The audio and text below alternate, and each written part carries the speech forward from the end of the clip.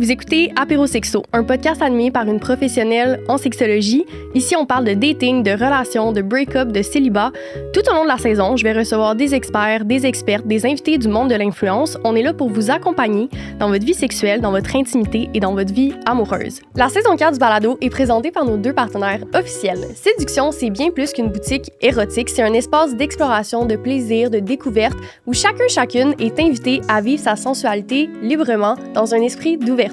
Vous pouvez utiliser le code promo APÉRO15. On a aussi Cul-de-sac, qui est les jeux de discussion créés par Apérosexo. Toutes les questions ont été rédigées par deux professionnels en sexologie, dont moi. Donc, que ça soit pour jouer en couple, en date, entre amis, c'est des jeux de conversation pour avoir des vraies conversations, des deep talks avec nos proches. Vous pouvez utiliser le code promo podcast10. Le lien vers les sites web de nos deux partenaires sont dans la description de l'épisode. Bon épisode! Hello la gang! Aujourd'hui, je reçois Jay Laliberté, humoriste, animateur du podcast des personnages qui est terminé maintenant. Exact, défunt podcast. Mais ça a duré combien de temps, le podcast des personnages? 151 épisodes, à défaut d'un par semaine, fait que presque 3 ans. Presque 3 ans, ouais. Quand même, ouais. Et papa. Qui était la fin de ma phrase. Oui. Et la raison pourquoi je te reçois aujourd'hui, parce que j'ai parlé de maternité beaucoup au podcast, mais jamais de paternité. Et on avait fait un événement d'humour il y a quelques mois, puis tu avais fait justement ton stand-up sur le fait d'être père. Ouais, j'ai un petit numéro là-dessus. Un petit numéro là-dessus, puis c'est récent que t'es père. Ma fille va avoir 22 mois à la fin du mois, fait que un petit peu moins que 2 ans. Là, ouais. Un petit peu moins que 2 ans. Et avant de parler du fait que t'es père, parlons un peu de toi. Là, t'es dans le monde de l'humour depuis un petit bout, mais je t'allais lire ta bio. Avant, t'étais charpentier menuisier, c'est ça? Exact. OK, fait qu'on est dans deux mondes, là. J'ai fait plein d'emplois, pas de diplôme, puis un moment donné, je voulais me setter un peu plus, puis avoir une carrière. Puis je suis allé en charpenterie-menuiserie, j'ai fait mon DEP, puis j'ai travaillé sur la construction pendant presque 5 ans. OK. C'est quoi le déclic de « ça sera pas ça pour le reste de ma vie » ? Ultimement, j'étais comme prêt à faire ça pour le reste de ma vie. Moi, je viens du monde de l'impro depuis le secondaire, cégep, puis après ça, les ligues de bar. Puis j'ai beaucoup d'amis qui ont fait le switch à l'humour. Puis après ça, j'ai fréquenté une humoriste. J'ai sorti avec une humoriste. Fait que là, je plongeais plus en plus dans le milieu. J'écrivais à gauche, à droite pour des amis, pour mon ex-copine. Fait que tu sais, je me trempais l'orteil de plus en plus dans le milieu. Puis à l'époque, un de mes meilleurs amis était booker de l'open mic au bordel. Fait que dans un souper, il était comme « je te book 2 dates, t'as pas le choix d'essayer ». Puis ça a super mal été les 2 premiers 5 minutes. Fait que pour vrai? Super mal été. Puis c'est, avec du recul, j'essayais comme de choquer, faire un peu d'humour noir. Vraiment maladroit. Puis on dirait que c'était comme, après ça, l'orgueil de « mais non, je peux pas être pourri en stand-up. Faut que je le refasse juste pour avoir au moins un bon numéro. » Puis par le temps que j'ai un bon numéro, il y a une couple de fois qui sont passées. Puis là, la piqûre a pogné. Puis là, j'ai commencé à en faire de plus en plus. Puis là, tu sais, travailler 40 heures sur la construction, ça me bloquait pour des opportunités. Fait que là, un moment donné, les opportunités sont de plus en plus nombreuses. Fait que là, j'ai pris une job à temps partiel dans une shop de décor.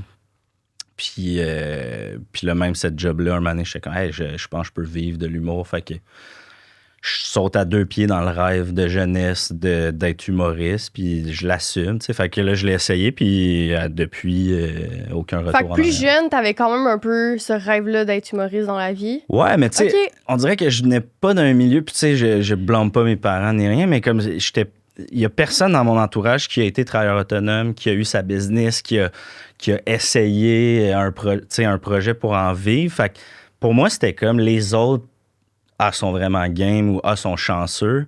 C'était pas une option dans ma tête. Ouais, je comprends. Puis à l'époque, on retourne d'il y a une vingtaine d'années, quand tu commences à t'intéresser au milieu du travail, c'était tough. Il y avait pas de... Le monde était sur le chômage, le monde se cherchait de la job. Fait que c'était comme...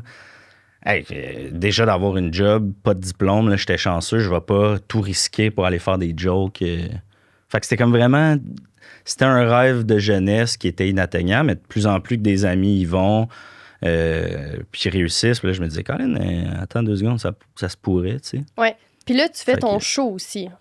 Ouais. Ben là, comme on part une petite tournée, moi puis Louis Gérard Bock, mon meilleur ami qui est le parrain de ma fille, comme quoi tout est relié. Mais j'ai comme mis le projet du spectacle solo un peu sur la glace, principalement parce que je suis pas pressé d'avoir comme mon one-man show. Puis là, avec Louis, on a comme une belle dynamique, puis ça nous permet à deux d'aller rejoindre un plus grand public. Fait qu'on se partage la scène pendant 1h15, un genre de duo, pas duo. Tu sais, au lieu de faire 30 minutes chacun notre tour. Vous êtes ensemble sur la scène? On est ensemble sur scène. Ouais. On essaye cette espèce de... On l'avait déjà essayé une fois, ça avait bien marché. Puis là, on essaye cette espèce de concept-là de... On est en duo, mais pas en duo. Tu sais, on fait comme chacun nos numéros, mais à tour, au lieu d'y aller vraiment 30 minutes.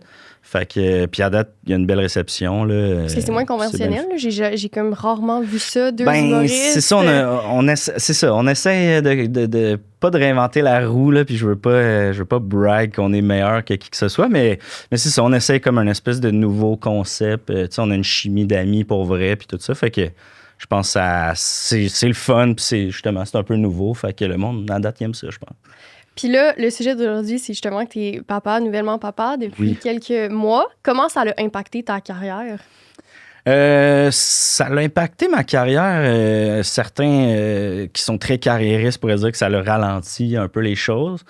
Mais tu sais, je te dirais que la perception de ma carrière a changé beaucoup. Tu sais, avant, je pouvais être 7 soirs en ligne dans les bars à faire des petits 8 minutes, essayer des nouveaux numéros, pratiquer des numéros, faire des 40 piastres de la shot. Puis j'avais une blonde super compréhensive qui était comme vis ton rêve puis grind autant qu'il faut. Puis là, un moment donné, tu sais, t'as ton bébé, puis même avant, tu sais, quand ma blonde est tombée enceinte, puis là, c'était comme, on construit quelque chose ensemble qui est plus gros que la carrière. Fait que, tu sais, c'est de plus choisir les gigs, organiser l'horaire. Tu sais, souvent, ma blonde m'arrivait avant le projet bébé en mode « Ah, t'as un show jeudi? Ah ouais, ça s'est rajouté. Pas de problème. » Mais là, c'est plus comme « Hey, là, faut qu'on... Ouais, on se partage nos agendas, puis, tu sais, on a un bébé à la maison. » Fait que c'est plus ça qui a switché, je te dirais. Puis aussi, une espèce de couteau entre les dents de... Ben là, c'est pas juste j'essaye mon rêve. Là, j'ai une carrière là-dedans, puis les choses que je fais, ben faut qu'il y ait un but, puis faut que ça fasse du sens. Faut pas juste aller triper avec des chums en Abitibi 3 jours pour 400$.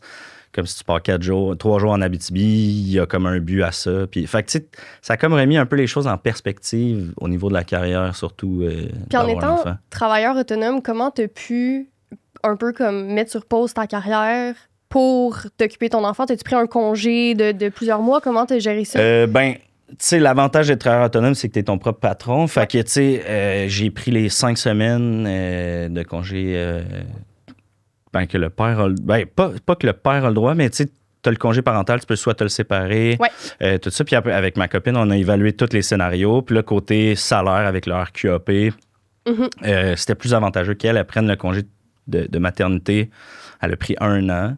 Moi, j'ai pris 5 semaines au début. Puis l'avantage que j'avais par rapport à elle, qui est pigiste, mais qui travaille du temps plein, c'est que je pouvais choisir, là, je prends 4 jours où je mets rien dans mon horaire.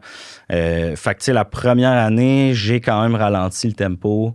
Je faisais principalement mon podcast, un peu moins de stand-up. Puis, je me concentrais à vivre la première année de ma fille. Tu sais, j'ai été approché pour faire Big Brother au moment où ma fille allait arriver, tu sais, que ma blonde allait accoucher. Fait que ça a comme été super facile de faire, ça me tente vraiment beaucoup, puis ça serait une belle opportunité, puis ça donnerait peut-être un boom à ma carrière, mais pour moi, l'important, c'était ma fille, puis c'était ma blonde, puis c'était bâtir la famille. Je ne pouvais pas manquer les premiers mois de ma fille, là, tu sais. Fait que, là, je dis ça comme si je m'étais rendu jusqu'à la fin, mais tu sais, dans le sens où, l'important, c'était ma fille, puis c'était comme de prendre les congés quand j'en avais besoin, puis quand on sentait que c'était important. Fait que ça a comme été ça, le début, là, les congés, puis tout ça. C'était-tu inné pour toi de justement comme plus prioriser ça que la carrière, ou depuis des années, t'étais un peu dans... Travailleur autonome, t'es un peu tout le temps dans comme... T'as pas le choix d'être un peu carriériste parce que tu fais ton propre travail. Ça a-tu été tough, justement, de renoncer à Big Brother, qu'on s'entend qu'il aurait pu être une opportunité incroyable pour ta visibilité. Ça t'a-tu fait une petite crotte sur le cœur de comme, ça aurait peut-être arrivé à un autre moment? Oui. Ça fait comme un petit un petit serrement, mais en même temps, moi, dès qu'on a pris la décision de on s'essaye pour avoir un enfant, là, c'était plus rendu je vis pour ma job, mais c'est plus j'ai une job pour vivre, tu sais. Puis, tu sais, là, je veux pas dire que je mets ma carrière, je m'en fous. Puis tout ça, c'est super important. Pour moi, c'est comme ma petite business. Je veux que ça fonctionne, mais tu sais, demain matin, l'humour, ça fonctionne pas.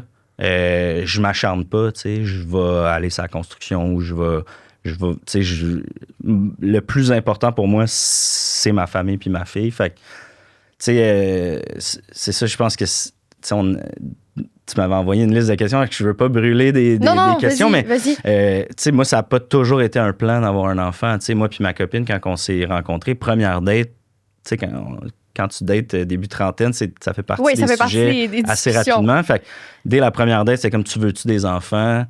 Et les deux, on était comme, je sais pas. Si oui, faudrait vraiment que, tu sais, ça aille bien la relation, que niveau carrière, on soit stable, puis qu'on sente que c'est ça qu'on a envie.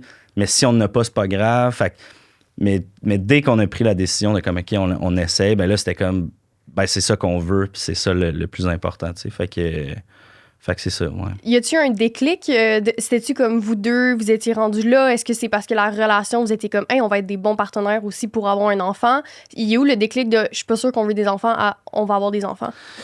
Le déclic, c'est fait parce qu'on était... je niaisais souvent, j'étais tonton Gégé, puis ma blonde, c'était Tata Juju. Toutes les amies autour ont eu des enfants. Puis là, tu les vois grandir un peu, puis là, tu fais comme, ça serait comme le fun d'avoir le nôtre dans la gang, puis tu sais, on les aime d'amour, les enfants de nos amis. On est des mononcles, des matantes dans nos cercles d'amis, c'est super important. Puis mon meilleur chum a eu un bébé, puis là, il nous a nommé parrain marraine les deux, puis après ça, il y a comme eu dans la discussion on a tué un, c'était... je nous voyais vraiment être une bonne équipe. Le monde nous disait souvent, vous vous êtes trouvés. On a vraiment une bonne communication. On voit les choses de la même façon. On a les mêmes valeurs. Fait que pour moi, il y avait dans cette discussion-là un genre de... si toi puis moi, ça se finit, on serait une bonne équipe pour cet enfant-là, même après. Moi, je viens d'une famille mes parents se sont séparés, puis ça a été la guerre toute leur... Puis c'est vraiment pas ça que je voulais. J'ai déjà été dans des relations où ça a été un deal breaker parce que c'était comme, est-ce qu'on a des enfants? Puis moi, je suis pas dans notre dynamique actuelle. Je ne vois pas comme on peut continuer ensemble, mais si toi, tu veux des enfants, ça sera pas avec moi parce qu'on se pogne pour des niaiseries. Fait que si on a un enfant... Ça va être quoi qu'on va avoir un enfant? Ça va être pire. Puis là, si on se sépare et qu'on a un enfant, comment tu veux faire de la coparentalité avec cette espèce de nuage-là qui traîne autour? Puis ça a été comme deal breaker de... Ouais, ça m'a allumé que la relation était pas top, là, tu sais. Fait que c'était ça avec ma blonde. C'était comme, Colin, c'est beau voir ce que nos amis vivent. On a le goût d'avoir une petite... Tu sais, d'avoir un enfant à travers lequel on peut redécouvrir les plaisirs de la vie qui sont simples. Puis crime, on est une bonne équipe, fait que ça ferait un bel humain, je pense. Fait que c'était comme tout ça, le processus, je te dis. T'avais-tu une vision de toi comme père qui a été ça ou au final complètement le contraire? Je pense qu'à date, j'ai les deux pieds dans ce que je voulais être comme père. Moi, j'ai pas eu un exemple de père que j'étais comme, je veux... Ça. Puis crime, il y a de la pression parce que mon père a tellement mis la barre haute, puis je veux être un bon père comme j'ai eu. Moi, ça a été comme, moi, je veux... Ce que j'aurais aimé avoir comme père, c'est ça, ça, ça. Puis, tu sais, depuis que je suis père, j'ai consulté, je travaille à tous les jours pour... Tu sais, j'écoute des livres audio sur la parentalité, je suis des comptes Instagram sur ça. Fait que, tu sais... je pense que j'ai les deux pieds dedans. Je suis loin d'être un père parfait. Là. Personne n'est parfait, mais j'ai l'impression que j'aurais aimé ça, m'avoir comme père. Puis c'est comme c'était mon objectif. Fait que, comme je me lance des petites fleurs, mais oui, je pense que je suis les deux pieds dedans. C'est sûr qu'avec le métier que j'ai, il y a des affaires des fois que je suis comme, tu sais, comme là, 3 soirs de suite, je suis pas là pour le retour de la garderie puis la routine de dos. Je trouve ça dur. Puis j'espère que ma fille m'en voudra jamais pour ces moments-là. Tu sais, là, elle est encore jeune, fait qu'elle n'a pas trop conscience, mais plus les choses grossissent dans ma carrière, plus que ces moments-là vont être récurrents. Fait il y a comme une culpabilité de pas être là parfois? Oui, beaucoup, tu sais. Fait que c'est comme... C'est cette partie-là que je travaille beaucoup là-dessus pour pas m'en vouloir. Parce qu'honnêtement, je serais papa à la maison si je pouvais, là, tu sais, si on vivait encore dans des huttes puis qu'on pouvait être 100% du temps en famille. Mais ouais, c'est ça. Je pense que je suis un bon papa par rapport à ce que je voulais puis ce que je suis en ce moment. Ouais. Trouves-tu qu'en ce moment, en société, il y a beaucoup d'attentes puis les parents veulent vraiment comme performer justement pour être, entre guillemets, une bonne mère, un bon père? Trouves-tu ça dur, ça, cette pression-là? Tu sais, avec le métier que je fais, puis tu sais, t'es un métier public aussi, je pense qu'à un moment donné, il faut que tu bloques un peu les opinions externes. Fait que je suis déjà comme rodé à ce niveau-là. Fait que côté parentalité, je pense que le plus important, c'est que toi puis ta blonde, tu sais, les parents soient bien avec ce qu'ils font. Je pense que comme n'importe quoi, tu sais, par exemple, on prend le dodo, tu sais, nous, on a fait affaire avec une coach en sommeil parce qu'on est arrivé là à travers des discussions, tout ça, on était comme ça nous prend une façon de dormir, puis que la petite dorme aussi, c'est clairement pas bon pour elle, c'est clairement pas bon pour nous. Là, tu fais des recherches, il y en a qui vont démoniser ça. Ça se dit-tu démoniser? Démonétiser. Il y a de quoi de même. Ils vont dire que c'est le démon de coacher le sommeil. Il y en a qui vont dire que c'est le cododo. Après ça, il y en a qui vont dire le cododo, c'est la pire. Fait que tu sais, je pense que tu peux te faire valider comme tu peux te faire contredire dans tout ce que tu fais comme parent. Je pense que l'important, c'est l'harmonie puis le bien-être de ta famille puis de tout le monde vit des situations différentes. Fait que tu sais, je me concentre pas trop sur l'opinion externe. Je me concentre vraiment sur notre bonheur puis notre santé mentale. Fait que à ce niveau-là, ça va bien. Puis ouais, j'ai pas trop de difficultés avec les opinions externes, je te dirais. Mais j'ai l'impression que de façon générationnelle, nos parents, on leur en veut pour 1001 affaires. Ouais. Puis on veut un peu être le contraire de ça. Tu sais, te dis, je consulte maintenant que je suis père. Moi, je suis comme, hey, mes parents n'auraient jamais consulté. Ouais, tu sais, il y a quand même ça. J'ai l'impression que nous, on a vécu les bobos de cette génération-là. Ouais. Puis c'était pire avant. Puis là, on est comme rendu dans la génération où on se dit, OK, on peut comme s'encadrer, on peut consulter. Il y a des outils, puis il y a, l'ego est comme moins là, l'orgueil de non, je suis un parent, je sais comment ça fonctionne. Je pense qu'on est dans une génération qui essaie de briser un cycle, puis tu sais, ça part au-delà, je pense, de la parentalité, là, tu sais, juste...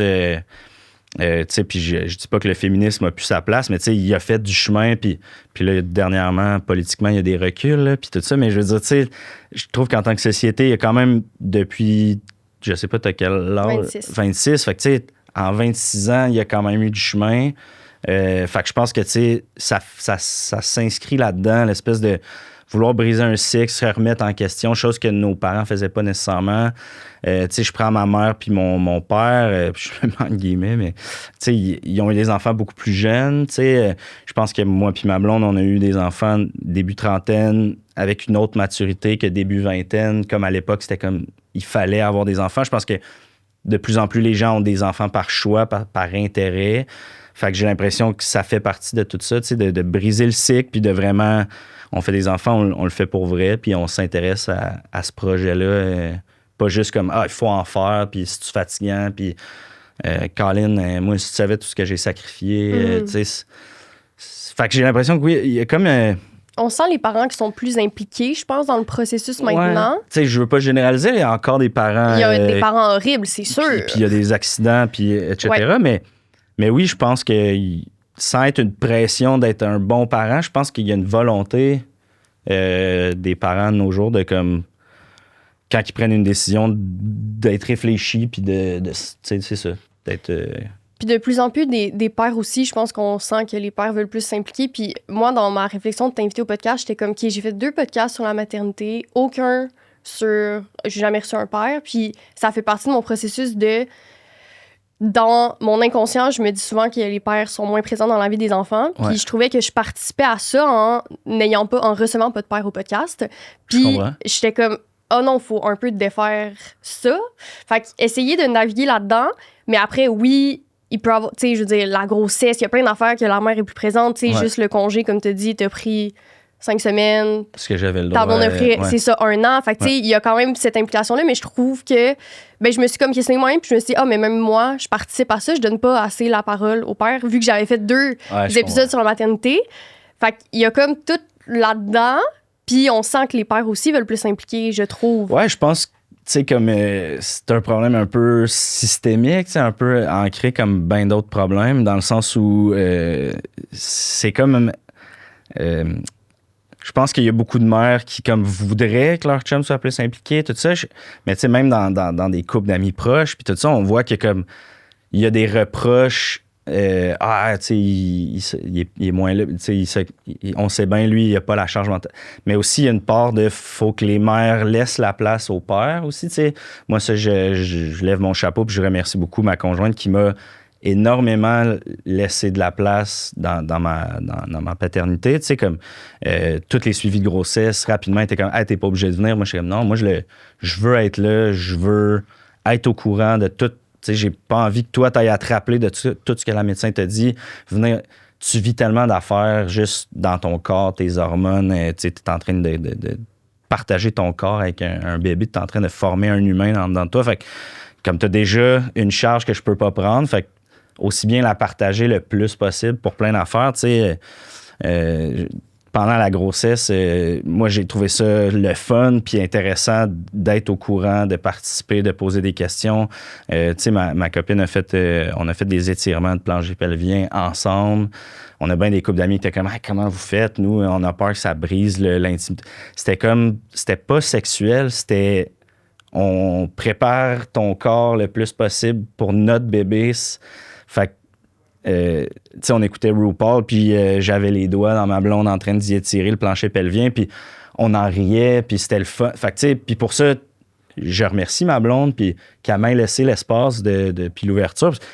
J'aurais respecté si elle n'avait pas eu envie de ça, mais moi, dans la relation que j'ai, il y avait cet espace-là, puis ça m'a permis d'être le père que... Tu sais, je pense que j'ai des amis aussi qui m'en parlent de comme, Colin, j'aimerais ça plus, mais tu sais, je suis pas au courant de rien. Puis après ça, tu sais, ils ont leur part de responsabilité de poser des questions, prends ta place, nomme-les à elle au lieu de le nommer à moi. Mais je pense qu'il y a aussi, c'est ça, de l'autre côté, des mères qui, ben tu sais, tant qu'à y expliquer, je vais le faire. Mais après ça, oui, ben là, ça s'accumule. Puis un moment donné, ben t'as un père qui est moins au courant, qui est pas là, qui a pas de charge mentale.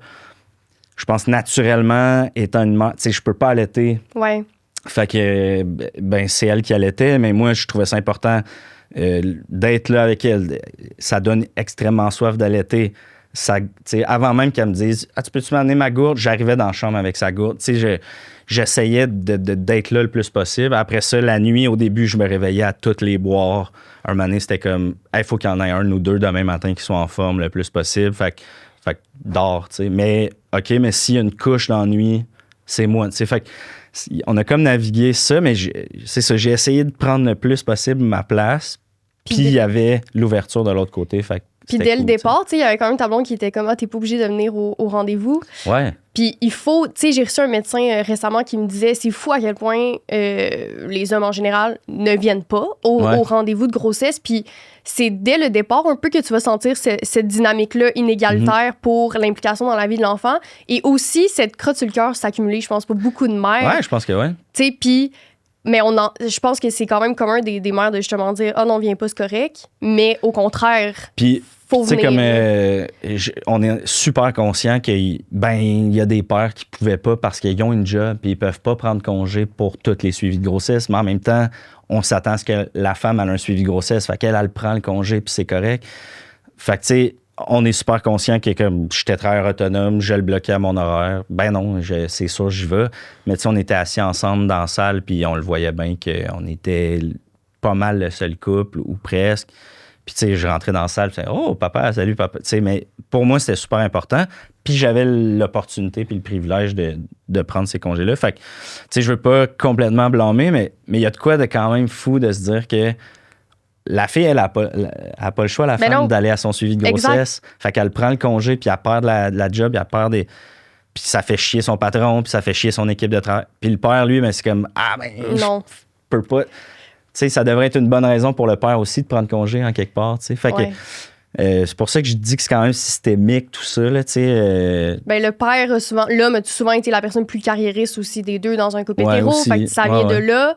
Et après, de plus en plus, je pense que les femmes professionnellement excellent et sont carriéristes. Mais comme tu dis, n'importe qui doit avoir un enfant, faut qu'il fasse les discussions pas le fun avec son boss de comme, ben, j'ai besoin de congé là. Puis souvent, ben, le père est comme, ben, moi, je suis théoriquement pas obligée, mais c'est là que c'est pas une question d'obligation, c'est la présence d'être là, puis le soutien que tu peux apporter.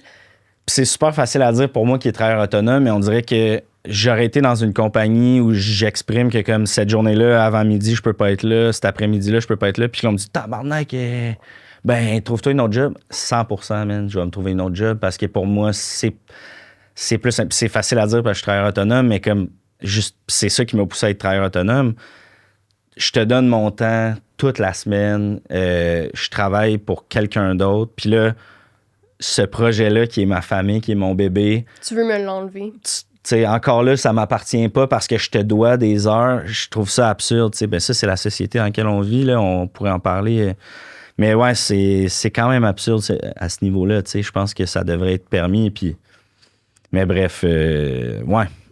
Je pense que plus de papas devraient mettre leur poing sur la table puis aller... Surtout dès le départ, c'est ça aussi. Dès le premier suivi de grossesse. C'est ça. C'est excitant, c'est le fun, c'est le début de l'aventure. Comme il y en a bien qui disent, ben, mais que le bébé arrive, je vais être un père. Non, comme dès que le test il est positif, là, ta vie vient de changer. Absolument. C'est plate parce que toi, tu l'as pas dans ton corps puis tu le ressens pas physiquement, mais comme ça, c'est là, ça part. Là, c'est pas dans 9 mois. Là. Comment t'as vécu ça, justement, que tout le monde autour de toi, j'imagine, c'était un peu ta blonde qui était comme, hey, tu sais, toute la grossesse, mettons, être enceinte. Toi, je comprends un peu, ça a quand même changé ta vie, cette période-là. Est-ce que des fois, tu trouvais que t'avais pas le soutien nécessaire ou que t'étais moins important dans la vie de l'enfant au niveau de la grossesse? Je pense que c'est comme des réflexes naturels de faire comme, tu sais, ben... C'était surtout un sentiment de comme j'aimerais ça en prendre, tu sais. Le deuxième trimestre a été super dur pour ma blonde. Elle est tombée malade. Là, elle avait mal aux côtes, elle toussait. Puis là, elle a le bébé. Puis t'as comme le goût d'en prendre plus, tu sais. Après ça, toute l'attention que ma blonde avait par rapport à la grossesse, je suis comme take it. Tu travailles tellement fort en ce moment, physiquement, hormonalement, psychologiquement.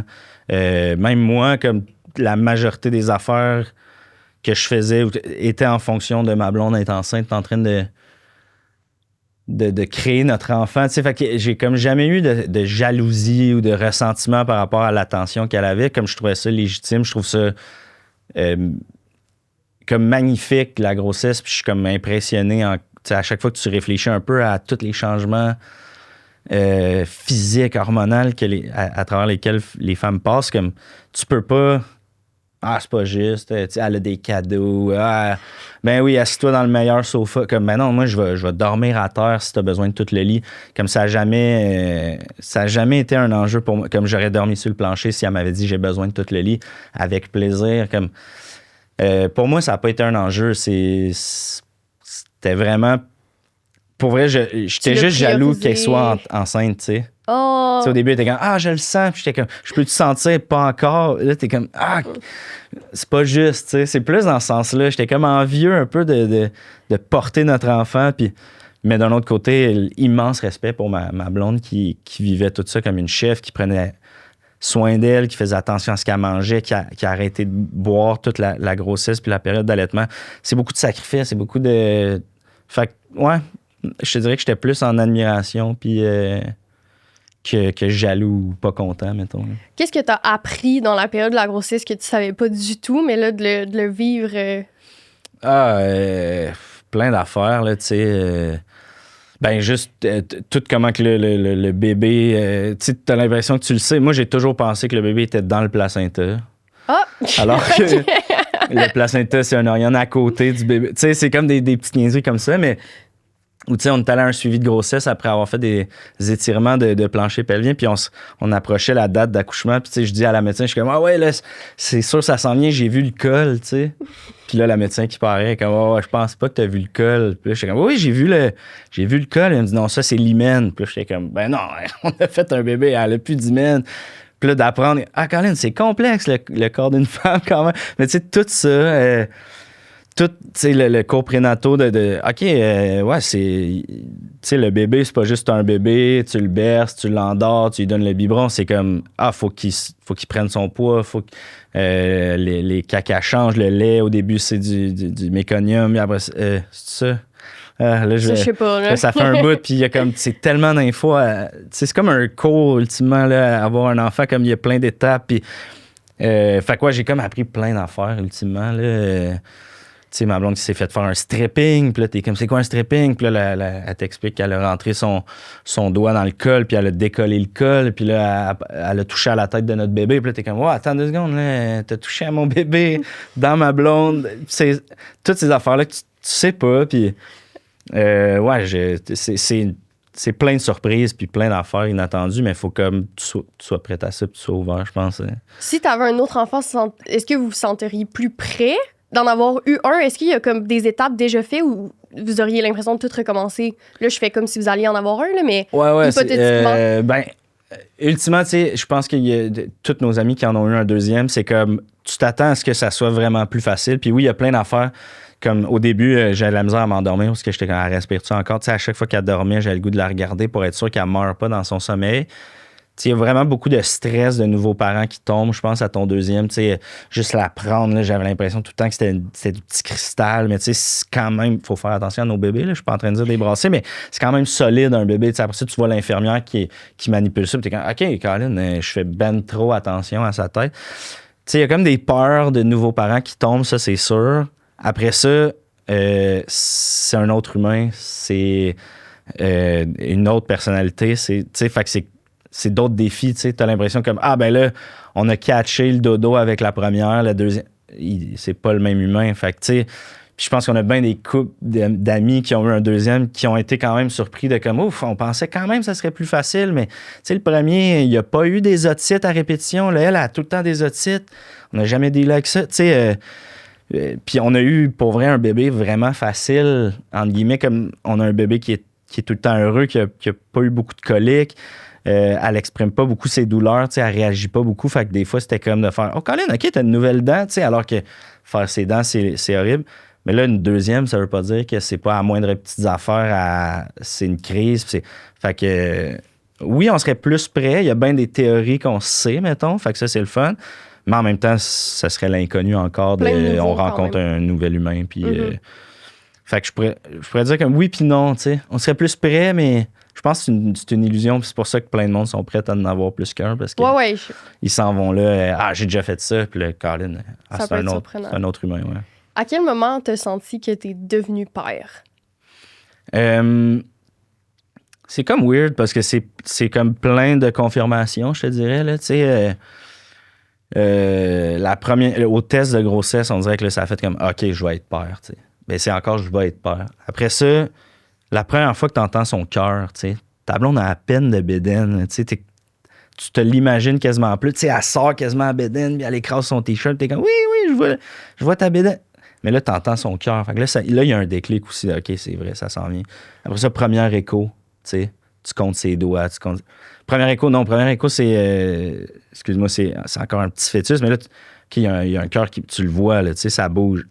Deuxième écho, là, tu comptes les doigts, tu comptes les affaires. T'es comme, Colin, OK, c'est un humain pour vrai, là, ça a la shape d'un humain. Puis après ça, tu l'as dans les bras la première fois, t'es comme, OK, là, c'est vrai, là, je repars avec à la maison. Le repartir, vous avez votre congé, vous pouvez rentrer chez vous. Là, tu rentres dans ton appart avec ta coquille. Là, ça aussi, c'est un autre déclic. Après ça, c'est... Les premiers mois, tu sais, ils voient pas tant que ça, puis c'est comme, tu fais du pot à pot, puis c'est le fun. Là, un moment donné, elle te regarde, puis elle te sourit, puis là, elle reconnaît ton visage, puis là, quelqu'un d'autre l'apprend, t'apprends toi, tu sens qu'elle s'apaise, que, OK, je suis son père, pour vrai. Là, un moment donné, elle dit papa, tu sais. Là, ça tu sais, j'en parle, j'ai des frissons. Moi, c'est comme ce matin, tu sais, là, elle était dans son lit, puis là, elle m'a, papa, tu sais, elle m'a pas vu hier soir, elle savait qu'en se levant, j'étais là, fait que là, tu sais, ça aussi, là, tu te réveilles, tu te rappelles, je suis père, là, tu sais, c'est comme plein de confirmations, mais le déclic, pour moi, a été comme, on dirait le premier battement de cœur, ça a été vraiment là que ça a fait comme, OK, c'est vrai, là, c'est pas pas juste un test où là, c'est comme les chances que cette grossesse-là se mène à terme, ils augmentent à chaque fois que les semaines avancent. Puis après ça, une fois que l'accouchement, c'est comme tu y vois à la face, puis tu te reconnais un peu, tu reconnais un peu ta blonde, puis tu fais comme Colin, c'est notre petit humain, là, c'est quand même fou. Hein. Fais ça juste parce que t'as J'ai une dit quelque petite mousse. chose? Non, t'es correct, c'est genre une petite mousse. Oh my God, trop non, je te l'ai dit au bon moment. Là. J'attendais que tu finisses ta phrase parce que j'étais comme, oh non, si je fais un extrait, c'était genre une petite mousse. T'inquiète. Je me demandais, tu sais, tous les moments comme ça que toi t'as vécu, as-tu senti que ta blonde avait comme ces moments-là, pas plus exagérés, mais depuis plus longtemps qu'elle sentait qu'elle était mère parce qu'elle avait vécu la grossesse? Avez-vous senti un décalage? C'est sûr que je pense que oui, en quelque part, tu sais. Je pense que c'est vraiment un gros rôle de soutien de père au début, puis c'est quand même abstrait, tu sais, versus, tu sais, juste je nommais tantôt, là, elle l'a senti bouger avant moi, tu sais.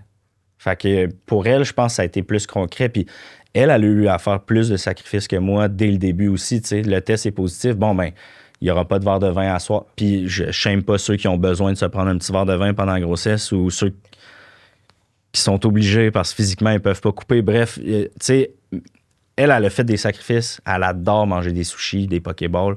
Elle n'a pas mangé de sa grossesse par choix puis par volonté. Puis, fait que pour elle, c'était clairement plus ancré dès le début. Là. Elle, c'est je suis maman là, je l'ai, moi, le bébé, tu sais, en moi. Fait que je pense que ça a été plus concret, plus vite pour elle versus moi. Mais j'ai pris mon rôle de soutien super au sérieux, tu sais. Fait que j'avais juste hâte que ça soit comme concret. Tu puisses plus t'impliquer aussi concrètement, exact, là. Exact. Que comme tu dis, t'es dans le soutien.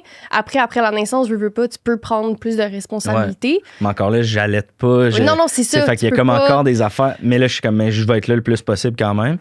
Mais je pense que, tu sais, au moment où, à l'hôpital, on a partagé le moment de rencontrer notre fille, comme là, le déclic est.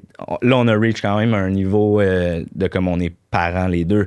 Ça vient avec des tâches différentes, des responsabilités différentes, c'est sûr. Mais là, c'était comme. OK, là, on est plus juste. T'es plus juste ma blonde, t'es la mère de ma fille, puis vice-versa, tu sais. Comment ça change une relation, d'ailleurs? C'est... T'es partenaire de vie à, comme tu dis, la mère de ton enfant? Ouais. Moi, tu sais, première date avec ma blonde, j'étais comme j'aimerais que ça soit la femme de ma vie. Tu sais, ça a vraiment été rapidement un déclic. Comment vous êtes rencontrés? On s'est rencontrés en pleine pandémie, début, tu sais, confinement, reconfinement, déconfiné, tout ça. J'ai joué 15 minutes à Tinder, tout seul dans mon 3,5. J'ai eu un match, c'était elle. Vous êtes allés en date? Puis là, on est allé en date au parc Molson. Puis là, c'est ça, première date, c'est ça. Le lendemain, là, quand je suis allé la déposer chez eux, j'ai dit, tu sais, moi, je jouerai pas de game, là, comme ça, j'ai eu vraiment beaucoup de plaisir, puis j'attendrai pas 3 jours pour te texter. Puis si t'as envie de me texter, texte-moi, ça me fera pas peur. Tu sais, je sens vraiment qu'il y a comme, ça a cliqué, puis c'était le fun. Fait que, puis elle était comme, crime, cool, ça fait du bien, fun, mais en même temps un peu épeurant, il est un peu intense. Puis, tu sais, j'ai attendu 40 dans son appart, puis je l'ai texté tout de suite pour lui dire que c'était une cool date. Puis même elle a dit comme, normalement, ça m'aurait fait peur, puis j'aurais trouvé ça intense, mais là, c'était vraiment sincère. Ça a vraiment été rapidement, comme si je jasais avec une vieille amie, tu sais. Fait que ça a comme décliqué. Puis je te dirais comment ça a changé la relation. J'ai été vraiment follement en amour avec ma blonde depuis jour 1. Puis je pensais pas que ça pouvait être plus puissant que ça. Puis de la voir la journée de l'accouchement, puis de l'avoir accouché, pour moi, ça a été comme un choc électrique de comme de l'admiration, comme tu sais, même si un jour on se sépare, je vais toujours aimer cette femme-là, comme je la trouve incroyable. Elle a mis au monde ma fille qui est la personne la plus importante pour moi. Tu sais, c'est comme ça a switché de, je l'ai un peu dit tantôt, mais de t'es ma blonde, puis on a des projets ensemble, t'es ma famille, tu sais. Tu passes à... Tu sais, j'ai vu un trend sur Internet de comme classe ta fille, ta mère, puis ta blonde, tu sais. C'est ma blonde, ma fille, ma mère, maintenant, tu sais. Avant, ça a toujours été ma mère, ma blonde. Ma blonde, ma mère sont quand même égales parce qu'on a des projets quand même importants ensemble. Mais là, c'est comme, non, c'est la femme de ma vie, c'est avec elle que je veux faire ma vie. Ma fille deuxième, parce que, ben, toi, tu vas un moment donné faire ta vie, tu sais, tu vas trouver quelqu'un, puis tu vas bâtir ta famille. On va en faire partie de tout ça, mais c'est ce que j'espère pour elle. Fait que, puis, tu sais, dans le plan d'accouchement, c'est comme, on sauve-tu le bébé, on sauve-tu la mère? C'est comme, même si je voudrais sauver les deux, s'il faut prendre une décision, je veux sauver la mère, tu sais. Je pourrais pas élever cet enfant-là seul sans ma partenaire. Fait que c'est vraiment devenu, ça a comme cimenté le fait que c'est la personne la plus importante pour moi. Même si un jour on n'est plus ensemble pour X, Y raison, ça va être ma priorité, tu sais, d'être sûr que dans ce coin-là, elle est correcte. Puis, mais c'est comme un bien, amour inconditionnel que tu as. Ouais, ça a comme créé ça, ouais, je te dirais. C'est ça le déclic de différence, ouais. C'est quoi le moment le plus vulnérable que tu as vécu comme père? Le moment le plus vulnérable. Il y en a comme plein parce que c'est vraiment vulnérabilisant, là, avoir un enfant, puis ça te remet tes traits de personnalité, puis tes réflexes en pleine face, puis tu as énormément de temps pour penser, surtout des nuits où l'enfant s'endort pas, puis que tu l'as dans les bras. Mais je pense que l'affaire qui a été le plus vulnérabilisant, ça a été, puis ça fait pas si longtemps que ça, elle a comme été dans une passe où c'était comme non papa, tapé d'en face, puis c'était comme juste maman. Puis là, il y a une soirée où ben ma blonde n'est pas là, fait que je suis seul avec la petite, puis là, c'est la crise de comme je veux maman, tu sais, puis là, elle commence à parler, puis à vivre des vraies émotions. Ça a été vraiment difficile, tu sais, de faire comme là, je te donne tout, si tout est, tu sais. Mais là, après ça, il faut que tu relativises, puis il faut pas que tu réfléchisses à comment qu'elle réfléchit avec ton cerveau d'adulte. Faut que tu te... Tu sais, c'est ça, là, je me suis informé, puis j'en ai discuté avec ma blonde, puis tu sais... Mais ça, ce bout-là, ça a été tough, puis tu sais, ça m'a blessé, là, tu sais, comme...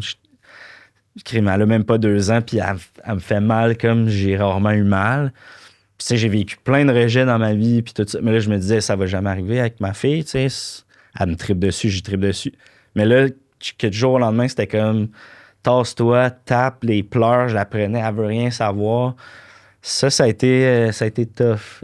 Ça a été vulnérabilisant en quelque sorte, ouais, je pense. Je sais pas si ça fait du sens avec ta question, mais... Ça fait très du sens, puis ouais. ça... Que tu dis ça, je suis comme ça doit tellement être difficile. C'est full tough, ouais. Reste que c'est une des personnes les plus importantes dans ta vie qui te rejette. Ouais. Puis tu peux pas y parler comme un adulte parce que c'est un enfant. Fait que tu peux juste rien faire. Tu peux pas non plus être fâché. Fait qu'il faut que tu te gères aussi. 100%, ça ouais. Faut vraiment... c'est pour ça que tu sais, avoir un enfant jeune, comme... Faut que tu aies un niveau de maturité. Comme j'aurais pas pu... Moi, il y en a, là, 18 ans, sont déjà plus matures que je le suis à 35, puis sont tous équipés émotionnellement pour ça, mais comme moi, une maudite chance que j'ai 35 ans, puis que je relativise, puis que j'ai une blonde intelligente avec qui je peux exprimer que ça me blesse, puis qu'elle me rappelle comme, tu sais, c'est telle affaire, puis tu sais, j'ai écouté un livre audio sur Radio-Canada audio qui parlait exactement de ça, puis là, ça a fait comme, mais oui, Colin, c'est normal, puis après ça, tu sais, elle teste les limites de connexion, puis c'est ça, mais c'est ça, sur le coup, il faut comme vraiment que tu te rappelles de comme, elle a 22 mois, son cerveau, il résonne pas comme le mien. Il n'y a pas de plan en arrière. Puis tu sais, ça a switché la semaine d'après, c'était non maman, puis c'était juste papa. Fait que tu sais, c'est comme, c'est ça faut que tu prennes sur toi, puis tu relativises là, que c'est un bébé, là, c'est sûr. Comment vous réussissez en couple à vous prioriser, même avec un enfant maintenant? La communication, c'est full cliché, mais tu sais, moi et ma blonde, on a ça depuis jour 1, une espèce de... On se dit les affaires, on n'accumule rien, tu sais. Puis assez rapidement, une année, on a fait comme... Je pense que la première année, c'est la tempête pour toutes les couples. Comme si tu t'attends à ce que ça redevienne rapidement à la normale, c'est sûr que non. Puis le couple sera jamais pareil parce que maintenant, tu cohabites avec un petit humain qui a plein de besoins, tu sais. Mais rapidement, on s'est comme fait... Hey, quand que la tempête va se calmer, là, faut se rasseoir, puis... justement essayer de se trouver des moyens de ne pas s'oublier, tu sais. Puis on est super chanceux, on a une grand-maman puis un grand-papa, tu sais, une mamie puis un papy qui habitent pas trop loin, qui sont super impliqués puis qui peuvent garder, tu sais. Fait que on essaie vraiment fort de se prendre un moment pour sortir de la maison. Puis au-delà de ça, vu que c'est pas tout le temps possible, on essaye au moins 2 fois par semaine. Puis là, je dis ça, puis tu sais, dernièrement, ça a été plus tough avec nos horaires, mais on essaie 2 fois par semaine. Au lieu de souper en même temps qu'elle, on la fait souper, on la couche, puis après ça, on se fait un souper, puis on jase, puis on se couche un peu plus tard, puis on ouvre une bouteille de vin, puis on prend le temps de se faire rire, de se raconter des affaires que des fois, entre 2 couches, puis de ramasser telle affaire, puis de jouer avec la petite, on n'a pas le temps de tout se dire. Fait que ouais, il a comme fallu quand même qu'on aille un espèce de plan de match pour comme... Ça sera pas tout seul. Faut comme vraiment prendre le moment. Puis la communication, tout le monde dit, mais après, il y a une bonne communication. Full. Ça, c'est... Vraiment, ouais. On le nomme tellement souvent, mais tu sais, comment tu le nommes, vous deux, vous êtes assis, vous en avez parlé, puis vous avez fait un plan aussi. Ouais. Puis j'avais jamais entendu l'affaire du souper. C'est vrai que c'est comme... Ça crée un moment où vous allez être juste les deux. Ouais. C'est comme même si t'es chez vous puis la petite adore en haut puis t'as le moniteur, ben au moins là on prend parce que avec un bébé qui commence à manger, ben elle de même elle peut faire comme terminé, c'est fini, puis là, elle a le goût de tout pitcher, puis là toi faut que tu manges, tu sais, fait que là tu manges vite, mais on veut créer rapidement l'espèce de c'est un moment important de famille, on mange ensemble puis tout ça. Mais après ça au-delà de ça, ben il faut pas s'oublier comme couple, fait que puis nous, on adore ça, manger, prendre le temps de manger. On a des recettes qu'on aime se faire, que c'est plus tough. Tu sais, se faire un tartare de bœuf avec un bébé, c'est pas ça, là. Puis elle peut pas manger ça. Fait que...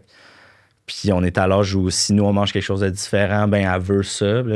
Fait que tu sais, c'est comme de prendre vraiment le temps de comme quand on n'avait pas d'enfant, on se fait une recette, on met une petite musique de fond, on s'ouvre une bouteille de vin, puis on s'amuse, tu sais. Puis ouais, ça a comme été quand même game changer, là, ce moment-là où... on se force, mais on se le met. Mardi, ça fitterait, on le fait mardi, puis on se le prévoit un peu d'avance. Puis... T'as-tu eu peur, à un moment donné, que ça redevienne jamais comme avant, où vous auriez plus jamais cette opportunité-là d'être juste les deux, puis d'avoir votre connexion que vous aviez? J'ai jamais eu peur, dans le sens où, comme une fois qu'on a décidé d'avoir un bébé, je le savais que ça serait plus jamais pareil, tu sais. Je pense que ça va redevenir pareil, puis encore là, avec des grosses guillemets, parce qu'on va avoir changé, puis on grandit.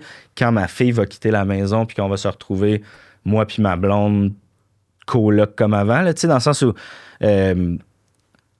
tout a changé, tu sais, puis on vieillit, puis on a un bébé, fait que ben non, c'est plus comme avant, c'est plus on l'échappait à soir, puis on baisse cochon, puis demain matin on fait la grosse matinée, mais on se réveille avec une petite vitre, puis on va prendre notre douche ensemble. C'est plus ça, tu sais.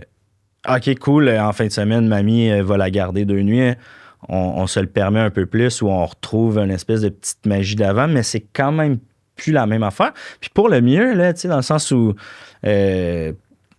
on n'est plus les mêmes personnes, entre guillemets, puis tout ça. Puis, tu sais, il y a une adaptation aussi, comme les corps changent, puis tu sais, t'as beau dire à ta blonde, non, t'es magnifique, puis je te trouve belle, puis tu m'excites encore, faut qu'elle s'accepte à travers tout ça. Puis moi aussi, étant père, j'ai été beaucoup plus sédentaire, j'ai pogné à la trentaine, la bédaine, je suis moins...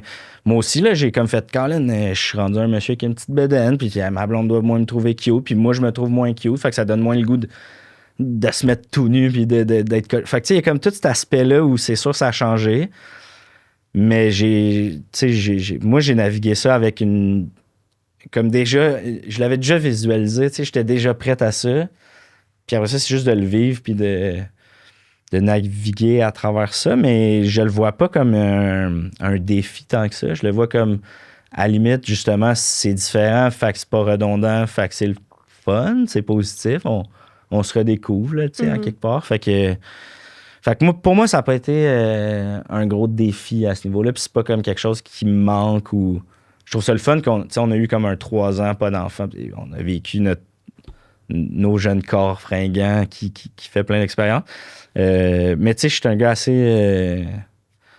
c'est ça, j'ai pas besoin de feu d'artifice puis de... Fait que, ouais, c'est... Je me rappelle plus exactement de ta question, mais comme... moi non plus. C'est à peu près ça. Oui, non, mais est-ce que... Parce que, tu sais, ces changements-là de corps puis de devenir parents, ils ont souvent une connotation négative à la façon dont ils vont affecter l'intimité puis la sexualité. Ouais. Mais c'est juste un changement. Puis Oui. comment exact. tu le dis, c'est que c'est pas non plus... Tu sais, c'est pas obligé d'avoir cette connotation négative-là. Ça va être différent, puis c'est normal. 100%. Mais...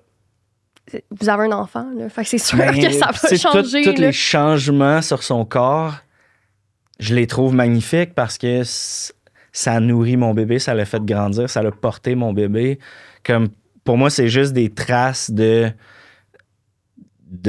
ma blonde qui a donné, de ce miracle-là, tu sais, elle a donné la vie à notre fille qui est notre petit bijou, tu sais, fait que j'ai puis maintenant, ça a juste changé mes préférences, tu sais, comme c'est ce genre de corps-là qui m'attire, c'est le corps à ma blonde, tu sais, c'est plus le corps de ma blonde il y a 5 ans, c'est son corps maintenant qui m'attire parce que c'est ma blonde, c'est ma fiancée, c'est la mère de ma fille, elle a changé, puis pour le mieux pour moi, tu sais, c'est pas, tu sais, je fais une parenthèse, mais je trouve ça fascinant que il y a des gars qui aient encore cette espèce de mentalité-là de comme, ah ouais, là, tu sais, moi, je comprends, là, t'as accouché, mais comme moi, j'ai des besoins. Puis, tu sais, notre médecin qui nous avait averti de comme, elle m'avait regardé dans les yeux, puis elle a fait, c'est elle qui choisit quand elle est prête à refaire de la pénétration, tu sais. Tout ça, puis j'étais comme, oui, sans pas, tu sais, quasiment surpris qu'elle me le dise. Puis, c'était comme, faut le nommer parce qu'il y a des femmes qui reviennent avec des points de suture déchirés, tu sais. Comme il y en a qui sont pas capables d'attendre. Ça me. Tu sais, tu veux comme pas y croire, là. Tu sais, moi, je me dis, ben non. Mais crime, c'est capoté, là, l'espèce de. Ou tu sais, des gars que t'es en région, tu fais un show, puis là, tu jases avec du public ou des gens qui étaient au bar, puis là, tu vas être peur, tu vas voir, man, tu vas recommencer à te casser parce qu'ils veulent plus fourrer après, puis t'es comme. Mais dans quel monde, tu sais, dans quel monde tu vis comme le. Of course que il y a des changements, puis son corps il a bougé, man, puis c'est une réhabilitation, puis après ça, moi j'ai eu des moments où j'avais moins de libido parce que justement comme on est là-dedans tellement, on est brûlé, c'est comme c'est comme d'être surpris que les choses changent alors que tu as pris une décision qui est life-changing, là, qui change tout. Fait que c'est ça. On dirait que ça aurait été pareil. J'aurais fait comme, Colin, je suis déçu. Je m'attendais à ce que ça change. Fait, est-ce que tu avais peur, parce qu'on s'entend, comme tu dis, la société, il y a ces discours-là qui planent. T'avais-tu peur de ne pas être capable d'érotiser ta blonde après la grossesse, pendant la maternité? Jamais eu peur de ça. Ouais. C'était vraiment pas une peur pour moi. Puis je veux pas paraître pour le gars vertueux ou qui a des. Mais non, mais il faut parler de ces discours-là parce qu'on entend trop souvent le discours, justement, de comme tu dis, du gars qui dit comme « Ah, elle veut plus fourrer, nanana, elle devrait retourner à son corps d'avant. » C'est pour ça que je te pose la question. Moi, j'ai eu de la difficulté à érotiser ma blonde quand la bédaine était super visible, je chantais ma fille, tout ça. Là, ça a été difficile. Puis pour elle aussi, on a eu comme un moment où non, là, c'est vraiment, on est en le dernier sprint pour la grossesse, tout ça. Mais... Puis tu sais, c'est le cliché de j'ai été élevé par ma mère, puis ma soeur a eu 2 bébés. Pour moi, la femme est puissante, c'est magnifique, la maternité, la grossesse. Pour de vrai, j'aurais aimé ça, porter mon enfant. C'est l'affaire que j'ai envie. J'aurais pas voulu être menstrué toute ma vie. Toutes ces les hormones, vos corps, le corps humain est une machine incroyable. Le corps des femmes, c'est un next level. Puis c'est ça qui est fascinant de la médecine, qu'il y a autant eu de recherches sur le corps des hommes et on commence à parler d'hormones au niveau des femmes. Puis t'es comme, mais c'est là-dessus qu'on aurait dû réfléchir parce que c'est vous qui portez nos enfants. C'est ça le plus important dans ma tête. J'ai comme toujours eu cette conception-là de... Tu sais, moi, mon père est parti, j'avais 15 ans. Ma mère serait partie quand j'avais 15 ans. Ça aurait été la fin du monde. Tu sais, pour moi, ça a rapidement été la mère, la femme. J'ai grandi dans une famille qui était ultra matriarcale. Tu sais, j'ai des femmes fortes autour de moi, puis ça m'a jamais intimidé. J'ai toujours trouvé ça inspirant, attirant.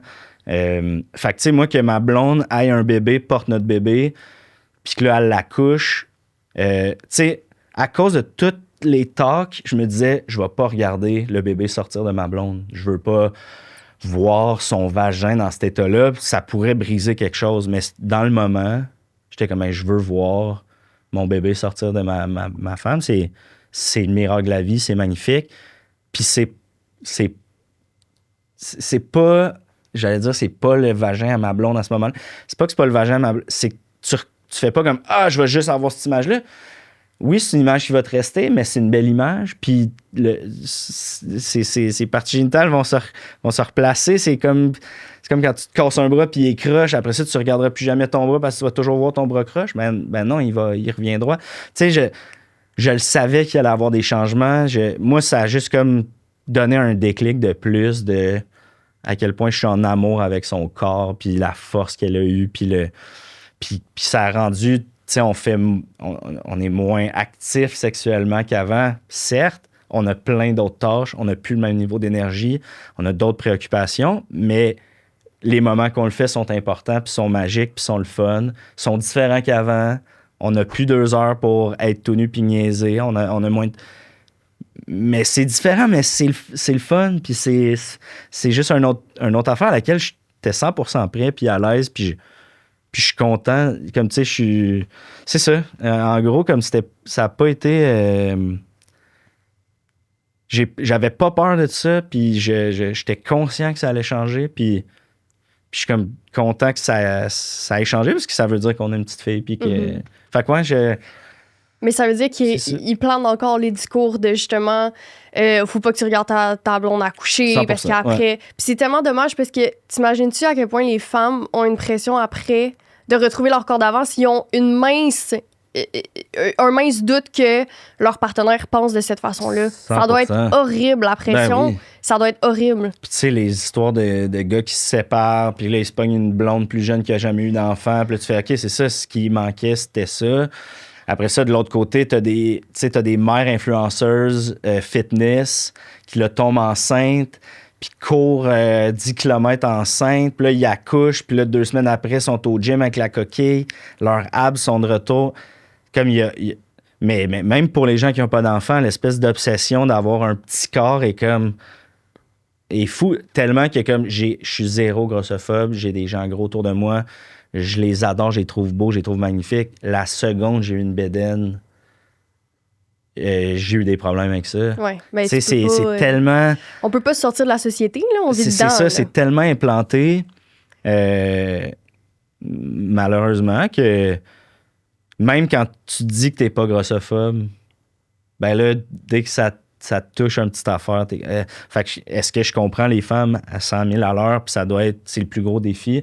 Puis je souhaite à toutes les femmes d'avoir un partenaire qui est là, qui est à l'écoute, sans invalider comment ta partenaire se sent, comme, mais rassure-la, comme, puis pas juste par des mots comme « ben non, t'es belle, puis je les aime encore, non, comme, démontre-le, tu sais, par... Le non-verbal, des fois, est plus puissant que le verbal, puis... Tu sais, moi, c'est ça, là, tu sais, « Ah, mon ventre, hein, il est encore mou. » Je peux bien te dire que moi, je l'aime, ton ventre, mais quand je te vois en silence, puis là, que je te prends, puis je le prends, ton ventre, puis je m'en fous, puis que là, tu ressens que c'est pas un obstacle, mais tu l'oublies, tu sais, parce que je te touche pas différemment. Je pense que c'est ça que je souhaite à toutes les femmes qui traversent ça, puis c'est sûr que c'est un immense défi.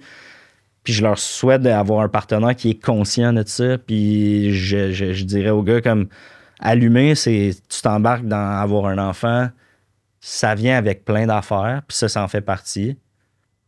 Puis pour moi, c'est ça, c'est comme tu sais, le gars qui a monté l'Everest puis qui a survécu d'une situation incroyable, puis il manque 2 doigts, puis t'es comme, man, c'est malade, tu sais, il te manque 2 doigts, c'est bien la preuve que t'as frôlé à mort puis que t'as fait de quoi d'incroyable. C'est la même affaire pour des vergetures, pour des marques, pour des... C'est juste une preuve que c'est ça, que quelque chose de grand a été accompli. Mais là. tous les gens qui vont avoir des enfants, leur corps va changer. Puis malheureusement, c'est pas ça le problème, c'est la perception des autres puis des hommes autour qui est le problème. Parce que quand tu le vis, tu le sais. Mais le discours doit tellement faire peur aux femmes. Puis tu sais, moi, je suis pas encore rendue là, fait que c'est pas des questionnements que j'ai, mais ça doit être vraiment horrible de sentir que son partenaire a de la difficulté à l'érotiser après. Puis le pire là-dedans, c'est que c'est pas... On peut pas juste blâmer l'homme parce qu'il vit dans la société avec ces discours-là qui planent, mais il y a vraiment un travail à faire. Là, genre, t'es un adulte. Là, à un moment donné, comme, pose-toi des questions, va consulter, va voir un ou une sexologue parce que c'est clairement problématique puis ça va tellement impacter ta dynamique avec ta partenaire puis j'imagine même pas comment elle peut se sentir. Fait que, tu sais, le problème est comme plus gros que nous et souvent, on rapporte ça plus à l'individuel, mais c'est là que, tu sais, on peut pas les excuser, là, parce que c'est... Non, puis même, tu sais, j'ai le goût de dire comme... Tu sais, j'en connais, là, des femmes autour de moi que t'as le goût de leur dire, mais pourquoi t'as fait un enfant avec ce gars-là? Tu sais, comme...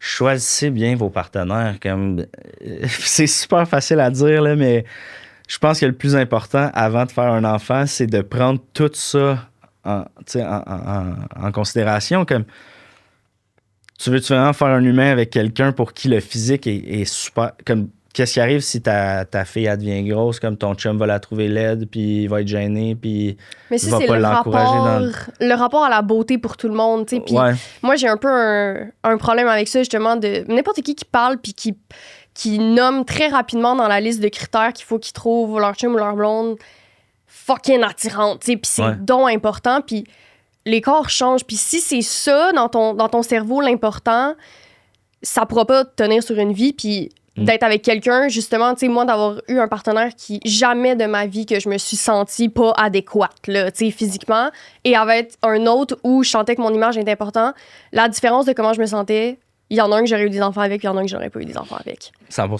Fait que, tu sais, puis c'est dommage parce que, tu sais, le gars où le physique est important, c'est pas une mauvaise personne, je sais que ça faisait partie de sa tête, mais à mon sens, il y a un travail à faire aussi de son côté de déconstruction par rapport à ça. Ouais, puis clairement, un genre de ben, je le connais pas, puis je connais pas la situation, mais l'espèce de lien de comme c'est important pour moi la beauté, puis c'est pas juste important la beauté, mais tu sais, la beauté veut dire que t'es en forme, t'es en santé, tu prends soin de toi. Fait que pour moi, ça veut dire que t'es une meilleure personne parce que t'es en forme puis tu parais bien. Pour moi, c'est pas ça. Je pense que c'est ça pour beaucoup trop de gens. Tu sais... c'est ça, moi je pense que ce que j'ai toujours trouvé attirant d'une femme, of course j'ai mes préférences physiques, tu sais, puis ils ont changé à travers les années, mais pour moi ça a toujours été une femme qui est confiante, qui est bien dans sa peau, puis qui est une femme forte, tu sais, qui... Fait en tout cas, mais j'ai tellement côtoyé ce discours-là, puis tu sais, dans nos familles, là, tu sais, elle est tout petite, elle est toute mince. Puis on est comme, wow, on parlera pas de ça. Tu sais, on a des amis que les grands-parents ont pesé les enfants, tu sais, qui ont 3 ans. Puis là, la petite a dit, je paye ce temps. Puis c'est comme, hey, on arrête ça là. Tu sais, c'est faux. C'est pas là que ça va se régler avec nous deux qui s'en jasent, mais clairement que c'est un problème qui date et qui est à déconstruire, là, c'est sûr. Mm-hmm. Puis j'entends vraiment plus souvent, je pense, des hommes ayant ce discours-là parce que la femme, à cause du fait que c'est la personne qui va passer par une grossesse possiblement, on dirait qu'il y a comme... On le sait que notre corps va changer. Mm-hmm. J'ai souvent plus entendu ça des hommes, puis j'ai senti que c'était un discours qui était beaucoup trop partagé. Puis j'ai de la misère à mettre sur le doigt sur pourquoi, parce qu'évidemment que tout le monde a ses préférences, puis je comprends, puis la société est grossophobe. Fait qu'est-ce que tu veux que je te dise? Mm-hmm. Mais moi, tu sais, où j'ai vu un peu le red flag, là, c'est la façon dont la personne te fait sentir, tu sais, dans ton corps. Puis moi, même si c'était au lit, c'était des compliments sur mon corps, j'étais comme non, tu peux pas faire ça, tu sais, ça me fait tellement pas sentir bien, ça me fait sentir comme un objet. Je serai pas de même pour toute ma vie, puis je veux surtout pas sentir la pression de rester de même pour toi. D'être obligé de conserver. Non, là. Ouais. Mais c'est comme, il y a des gens, on dirait qu'ils l'ont, puis il y a des gens qui l'ont pas, puis moi, j'ai comme eu la chance, malchance de voir les deux, puis c'est... La façon de moi, je l'ai vu, c'est vraiment la façon comme la personne me faisait sentir. Ma première relation, c'est quelqu'un que, justement, je me suis jamais questionnée sur mon corps. Jamais. J'ai appris des complexes sur le corps quand cette relation-là s'est terminée, quand j'avais 25 ans. Les complexes sur, genre, l'apparence de la vulve. Moi, j'étais comme... Je savais même pas que ça existait. L'apparence, tu sais, plein d'affaires que j'étais comme... Puis après, j'étais avec quelqu'un d'autre où, au contraire, je me suis sentie comme plus jugée, plus épiée sur des affaires. Puis j'étais comme... Oh mon Dieu, je peux pas. C'est fou comment tu te mets tellement à douter de ta personne quand le problème est le regard de l'autre sur toi et non toi. Mais c'est difficile, là.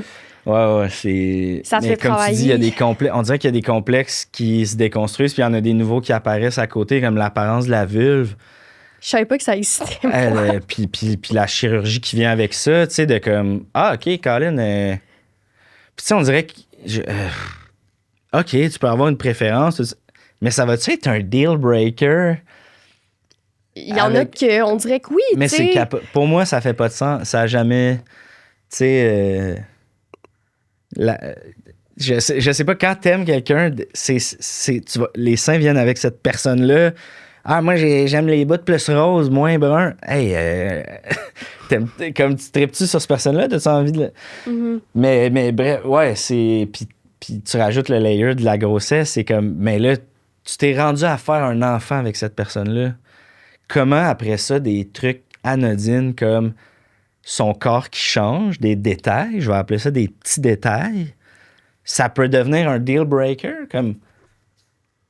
On nommait l'amour inconditionnel, c'est comme ça passe par-dessus ça, là, à un moment donné. Mais tu sais, s'il y a des gens qui nous écoutent puis qui ils ressentent ça puis qui se disent, voyons, mettons, moi aussi, il y a des affaires que j'ai de la misère, c'est qu'il y a un travail à déconstruire puis tu peux aller consulter pour travailler ça parce que c'est là que je disais, c'est pas individuel, c'est pas toi qui es né avec ces préférences-là, c'est ce que tu as vu dans le porno, c'est ce que tu as vu qui est apprécié, qui est objectifié des femmes. Fait que tu sais, il y a un travail à faire. Après, est-ce que si tes premiers réflexes, c'est ça, c'est pas que de ta faute. Par contre, je pense que ce qui est de ta faute, c'est de l'accepter puis d'infliger ce genre de comportement-là à ta blonde. Là-dessus, 100%. Puis de vivre des vraies émotions par rapport à ça. C'est correct de le reconnaître, faire comme, ouais, ça, va falloir que je m'habitue. Tu sais, il y a des changements, ça apporte des réflexions puis ça déstabilise. Fine, all good. Mais demain matin, ta blonde, elle a un accident sur l'autoroute, là, puis elle perd ses 2 jambes, puis tu trouvais donc qu'elle avait des belles jambes. Si tu finis avec ta blonde parce qu'elle n'a plus de jambes, tu sortais-tu avec sa paire de jambes ou tu sortais avec ta blonde? Tu sais, à un moment donné, de relativiser, là, tu sais, souvent, j'aime ça dire zoom out, là, tu sais, quand il y a de quoi qui me gosse ou qui me fait chier, là, que ça soit en relation ou dans tous les aspects de ma vie, j'aime ça juste zoom out une petite affaire, là, tu sais, mets les choses en perspective, puis se comparer, on se console, là, tu sais, de OK, oui, son corps a changé, t'as un bébé, vous avez construit quelque chose, vous êtes rendu une famille. Fait que mais ta blonde, c'est un tout, c'est un univers, c'est une personnalité, c'est pas compartimenté. Ben non! Puis tu sais, après ça, j'ai le goût de dire aussi, toi, regarde-toi dans le miroir, puis à côté d'une vieille photo de toi de quand vous avez commencé à sortir ensemble, je veux pas être plate, là, mais regarde... Mais tout le monde change! Ben oui, c'est ça. Tout le monde vieillit, malheureusement, je veux dire, tout le monde a ses limites, tout le monde vieillit, fait que c'est là aussi que mon problème vient, que tout le monde va changer, tous les corps vont changer, puis c'est pour ça qu'on est dans une société full âgiste aussi, évidemment, là, parce que dès les petits changements mineurs, mais encore une fois, beaucoup plus sur les femmes, puis c'est souvent ces personnes-là qui vont faire du botox, qui vont faire des chirurgies, parce qu'ils ont cette pression-là à avoir l'air jeune tout le temps. Et d'un autre côté, on est presque rendu que c'est érotisant des hommes plus vieux. Là. On a entendu ça dans les dernières années bon, un gars qui Silver Fox. Genre, puis les femmes vivent complètement le contraire. Fait que c'est pour ça qu'il faut travailler individuellement parce qu'on vit dans cette société-là. Fait que aussi bien s'en rendre compte. Je trouve ça fascinant des fois d'entendre des hommes qui ont des standards tellement élevés pour des femmes qui... les femmes, tu sais, qui prennent soin d'elles, mettent des crèmes, souvent pour leur propre plaisir, pour prendre soin d'elles. Puis, tu sais, je pense que vous avez cet instinct, je veux pas faire goffer, mais tu sais, de prendre soin de soi. Puis on se fait dire qu'il faut tout le temps être présentable, belle, prendre soin de nous. Mais je pense que pour vous-même, tu sais, vous prenez soin de votre peau, vous coiffez, vous faites les ongles. C'est pas toujours pour le regard de l'homme que vous le faites. Oui, c'est comme ça. Ça vient avec. C'est plus gros, puis tout ça, mais...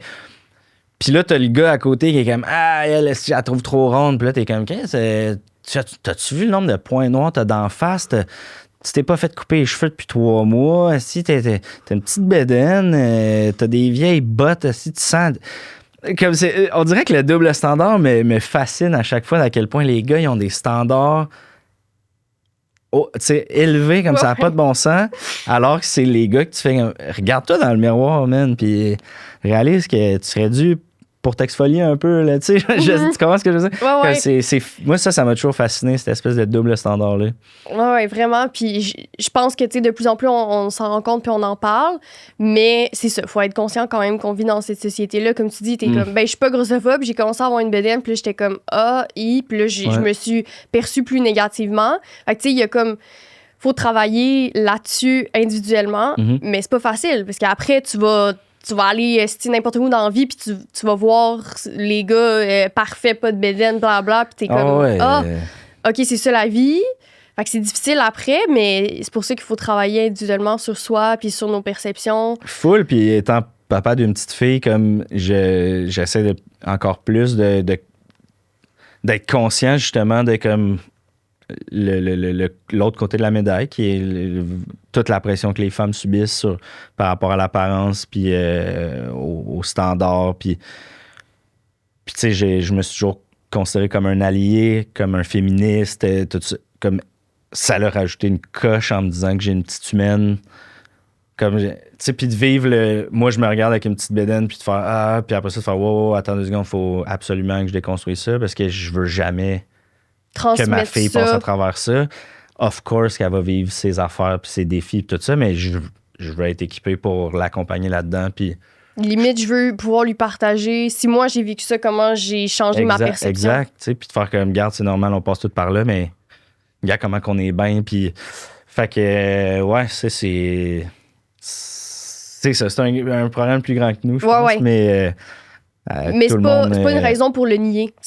Ou d'abandonner le combat, entre guillemets, là, tu sais, je pense 100%. Que c'est un travail de tous les jours pour tout le monde, puis c'est ça.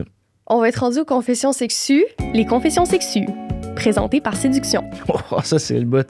T'avais-tu compris ce segment-là? J'ai un peu plus peur, mais vas-y. Ben, tu sais, c'est le segment où ça peut être relationnel, une découverte, ça peut être ce que tu veux, mais c'est toi qui racontes de quoi, là. Okay. Fait que ça peut être une découverte sexuelle, ça peut être un truc relationnel, tu vas vraiment dans... Parfait, je vais respecter mes limites. Où ça t'apporte. Oui, tu restes dans tes limites.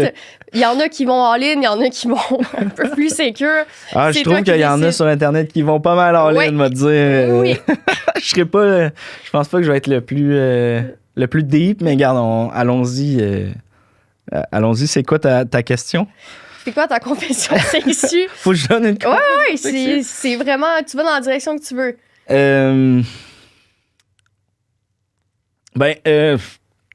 Je sais pas, je sais pas à quel point c'est une confession. C'est quelque chose qui est peu connu à mon sujet, mais tu sais, moi, je personnellement, j'ai vu... OK, je vais y aller, je vais l'amener comme ça, puis... Bref. Je pense que tout le monde est bisexuel, selon moi. Ah ouais! J'ai un peu cette conviction-là profonde que tout le monde est bisexuel. Et j'ai vu quelqu'un sur Internet dire quelque chose qui m'a vraiment allumé. Puis c'est que les gens qui disent qu'être gay, c'est un choix, c'est des gens qui sont bisexuels, qui ont fait le choix d'être hétéros. Fait qu'ils ont décidé de pas être gays. Fait que là, ils se disent que ceux qui sont gays, eux, ils ont fait le choix d'être gays. Puis ça, on dirait que ça m'a comme... J'ai vu genre un jour. Là, ça fait pas si longtemps. Puis j'étais comme... C'est tellement ça que je pense, tu sais. J'ai eu des micro-expériences avec des hommes. Mais, tu sais... Moi, je suis quelqu'un d'hyper fidèle puis de très monogame. Puis j'accepte tous ceux qui essayent. Tu sais, mon meilleur ami est dans un couple ouvert. All good for you. Tu sais, whatever floats your boat, comme on dit en anglais. Mais tu sais, ça arrive encore qu'il y a des gars qui me font de quoi. Puis on dirait que, tu sais, moi, je suis avec la femme de ma vie, puis c'est pour toujours, puis tout ça. Puis je dis pas qu'éventuellement, ensemble, on va pas faire des expériences avec un gars. Mais tu sais, je sais que moi, solo, à moins qu'on se sépare, j'ai comme fait une croix sur avoir des relations sexuelles avec un homme à cause que, j'ai enchaîné les relations avec des femmes, puis ça a toujours été comme proche, mais ça a jamais abouti. Fait que c'est ça ma confession, c'est que je pense que tout le monde est bi, en des degrés, c'est un grand spectre, à des degrés différents. Puis moi, personnellement, je suis sur ce spectre-là, puis je suis vraiment plus attiré par les femmes, puis j'ai le goût de faire ma vie avec une femme, puis tout ça. Mais il y a quand même ce petit côté-là qui vit en moi, que je suis comme, il y a peut-être là-dessus qu'il va falloir que comme je fasse un deuil, ou tu sais, comme ça va pas être... Fait que tu sais, c'est ça. Je sais pas si c'est clair. Oui, je vais faire du pouce là-dessus. Vas-y. C'est toi la pro. Quand je suis arrivée à Montréal, j'étais comme... J'avais un peu la mentalité qu'il fallait que j'avais toujours eu des expériences avec des hommes, puis j'étais comme, bon, faut que j'aie une expérience avec une femme. Fait que j'ai eu une expérience avec une femme, puis j'étais comme, non, tu sais, c'est pas mon affaire. Fait que je me suis considérée hétéro après pour, mettons, les 4 années suivant cette expérience-là.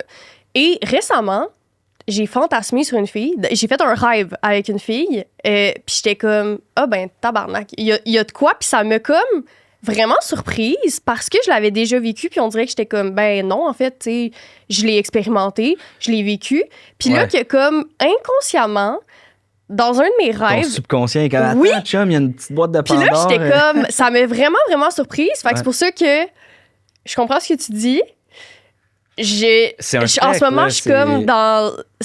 Comme je te dis, ça fait comme un mois, là, une affaire de même. Puis c'est la première fois que ça m'arrivait. J'avais déjà eu des rêves érotiques avec des gars. Première fois avec une fille que ça m'était arrivé. Puis ça m'a vraiment surpris. Ça m'a comme chamboulé. Puis je me suis re-questionnée sur mon attirance envers les femmes à partir de ce moment-là. Mais j'avais mis une croix, comme je te dis, depuis les dernières années. Parce que j'avais eu mon expérience. Puis j'étais comme, ah, non. C'est comme quelqu'un qui goûte à un tartare la première fois. Puis qui est pas bon. Fait, il est comme, j'aime pas les tartares. Puis t'es comme, attends, il y a plein de tartares. Tu sais, c'est un grand spectre. Je suis vraiment moins attiré par les hommes. Puis je fantasme pas. Puis c'est pas quelque chose qui me manque viscéralement. Mais de temps en temps, il y a un petit, Colin, lui, ça serait mon genre. Tu comprends? Puis c'est ça que je veux dire. Je pense qu'il y a comme un degré à tout le monde. Puis c'était ça que j'avais penser un peu comme confession d'exprimer que comme juste pour aussi faire comme tu sais avec un ami on avait parti un band de rap puis on voulait s'appeler les Gender Benders puis mon ami complètement bisexuel plein d'expérience avec les deux sexes puis moi qui a cette espèce de petit côté là que c'est juste pas quelque chose que tu peux pas deviner puis que il y a pas de preuve à l'appui fait que le monde assume que je suis un homme 100% hétérosexuel, cisgenre, puis tout ça. Mais nous, on faisait un groupe de rap qui reprend des tunes chantées par des divas, des femmes, des grosses tunes iconiques, puis on les rappe avec l'attitude. Puis là, on se disait, ça serait écœurant qu'on s'appelle les Gender Benders parce qu'on a une attitude de rap, de gars de rap. On chante des tunes de filles, puis on pourrait avoir des wigs, puis tu sais, s'habiller un peu. Puis tu sais, on avait rencontré une boîte de prod pour faire notre premier vidéoclip, puis il était comme, nous autres, notre seul X, c'est que vous êtes deux gars hétérosexuels, vous voulez vous appeler les Gender Benders, pense pas que ça va être bien perçu. Puis on a, tu sais, puis après ça, on était comme, Colin, on a switché ça pour autre chose, puis en quelque part, on s'en voulait après, parce qu'on était comme, crime, ils ont juste assumé qu'on était deux gars hétérosexuels, mais on aurait eu 100% le droit d'être là, tu sais. Moi, pour vrai, tu sais, en joke, un de mes plus grands regrets, c'est d'avoir jamais fait partie de la communauté queer, là, tu sais. Il va falloir que je fasse un deuil de ça, mais j'ai plein d'amis dans la communauté, puis tu sais, je trouve que c'est des gens assumés qui ont une belle ouverture, puis qui expérimentent des affaires, puis qui justement, qui n'écoutent pas le gros discours puis qui s'écoutent eux autres. Puis je trouve ça inspirant. On a beaucoup à apprendre de eux. T'sais, nous, on s'est 100%. Fait dire quoi faire, puis eux sont allés hors, justement, de cette petite boîte-là, puis ils sont tellement plus dans l'épanouissement. Là, je vais parler sexuel parce que c'est ce qui ressort, là, mais beaucoup plus dans l'épanouissement, la satisfaction, parce qu'ils n'ont pas suivi le script qu'on leur dit depuis qu'ils sont nés. Là. Mm-hmm. Après ça, il y a des trucs super wrong. Absolument. Comme dans toutes les communautés, puis tout ça, là, c'est pas tout rose, là, mais il y a énormément de personnes marquantes dans ma vie. J'ai croisé leur chemin, c'est des gens de la communauté, puis c'est ça, on dirait que ça pas ça partie de là, mais comme ça a fait partie de moi aussi j'ai le goût d'ouvrir puis jeune là, tu sais, je vais ouvrir mes horizons puis je vais me laisser avoir envie de, tu sais. Fait que c'est ça, c'est la première fois que publiquement je le dis, là. Ben, c'est une très bonne confession sexuelle. Peut-être que dans 30 ans, les enfants de la télé, ils vont ressortir cet extrait-là, mais c'est ça. Puis tu sais, ma blonde est au courant, là, on a déjà parlé de ça, puis c'est pas comme, elle fera pas comme, tu m'avais pas dit ça, puis là, c'est vraiment pas ce level-là. C'est juste que j'avais jamais eu comme l'opportunité ou puis je trouverais ça, je me sentirais imposteur, mettons, d'arriver sur scène, puis là, je suis bisexuel, puis là, d'en faire un numéro, puis tout ça, parce que c'est pas, je suis bisexuel, mais je suis pas bisexuel. Tu sais, tu comprends ce que je veux dire? C'est comme, je veux pas voler le spotlight, on dirait. Il y a comme ce layer-là un peu touché dans...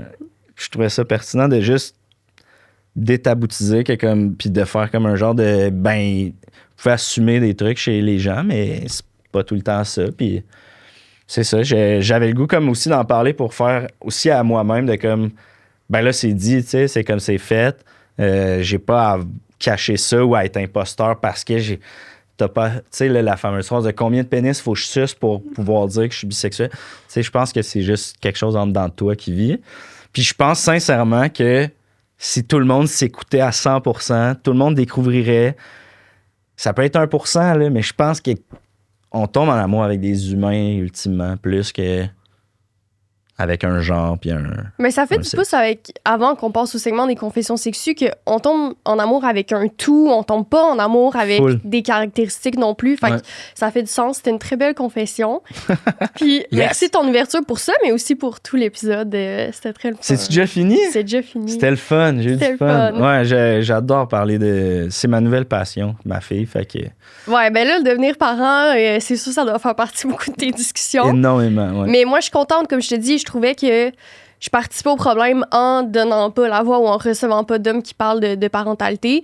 Puis, dans, évidemment, les podcasts où je recevais des mères, on avait la facilité à blâmer beaucoup les pères de pas être assez présents. Fait que je suis contente d'avoir reçu aussi un père qui a l'air impliqué. Tu sais, je pense que c'est ça, je suis un père parmi tant d'autres. Tu sais, je pense qu'il y a plein de pères qui ont plein de visions. Puis, tu sais, je parle du haut de tous mes privilèges aussi. Là, tu sais, je suis super conscient qu'il y a des pères que c'est plus difficile puis qui n'ont pas nécessairement eu tous les outils. Puis, tu sais, c'est facile de dire comme va consulter s'il y a de quoi, mais il y en a pour qui ça a l'air impossible d'aller consulter parce que ça fait pas partie de leur quotidien. Probablement que ces hommes-là qu'on voudrait qu'ils écoutent notre conversation ne l'écouteront jamais non plus. Ça aussi. Mais bref, ça fait plaisir je pense que, tu sais, autant comme je disais, il faut que les mères laissent une ouverture aux pères. Tu sais, je pense que ça s'inscrit là-dedans un peu. Je pense qu'il y a de plus en plus de pères qui veulent prendre une place, puis il faut leur laisser. Puis Puis merci pour ça. D'ailleurs, c'était un grand plaisir. Merci, Foul. À la semaine prochaine. Bye. Je tiens à remercier nos 2 partenaires officiels qui rendent la saison 4 du balado possible. On a Séduction. Si tu as envie de pimenter ta vie sexuelle ou de mieux te connaître, chez Séduction, on t'écoute, on t'équipe, on te guide. Le plaisir commence ici. Et on a aussi Cul-de-sac, les jeux de conversation intimes créés par Apérosexo où toutes les questions ont été rédigées par des professionnels en sexologie. Donc, que ça soit pour jouer en couple, entre amis, en date, si vous voulez des conversations plus deep, Cul-de-sac est là pour vous avec ses 4 éditions à jouer dans différents contextes. Je tiens aussi à remercier toutes les personnes qui rendent ce beau projet possible. Merci à Gabriel Boutin pour la photo de la saison 4, Fred Tagvorian pour la musique, le Studio SF qui nous accueille à toutes les semaines, Small Medium Large qui se sont occupés de tout notre design intérieur. Soyez au rendez-vous tous les lundis. On se voit la semaine prochaine!